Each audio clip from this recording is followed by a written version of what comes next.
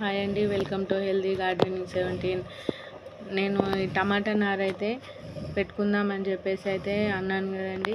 ఈ వీడియో అయితే next day రోజు మన ఛానల్లో పెట్టడం అయితే జరిగిందండి. నాకు అదే రోజు కుదరలేదు. ఇక్కడ చూడండి, టమాటా నారు ఎంత ఫ్రెష్గా ఎంత హెల్దీగా ఉందో చూడండి, చాలా బాగుంది కదండి. ఇక్కడ నేను టమాటా సీడ్స్ అయితే బయట నుంచి తెచ్చుకొని వేయలేదండి.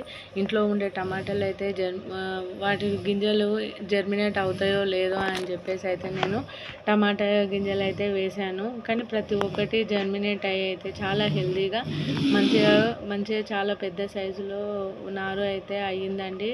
నేను ఎక్కువ రోజులు కూడా అవ్వలేదండి, ఒక 30 డేస్లోనే మంచి సైజుగా అయితే వచ్చింది. నేను బకెట్లో నింపుకుని తర్వాత ఒక్కొక్క బకెట్లో, చిన్న బకెట్ కదండి ఇవి 10 లీటర్స్ బకెట్లే కాబట్టి నేను ఒక 2 మొక్కలు అయితే నాటుకుంటున్నాను.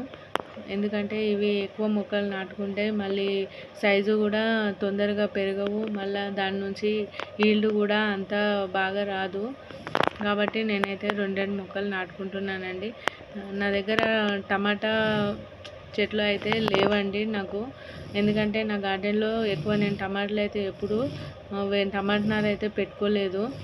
కాబట్టి నేను ఈసారి అయితే నాకు వేస్ట్ ముక్కలు ఉన్న 4 బకెట్లు అయితే ఖాళీ చేసి ఇప్పుడైతే టమాటా నార అయితే పెట్టుకుంటున్నానండి.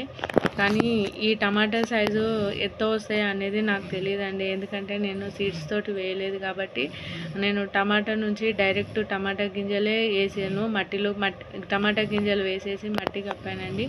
నాకు 3-4 డేస్లో మంచిగా జర్మినేట్ అయ్యి 30 డేస్ వరకు నాకు ఇంత సైజ్ అయితే వచ్చింది. నేను 4 బకెట్లలో అయితే 2 మొక్కలు అయితే పెట్టుకుంటున్నాను.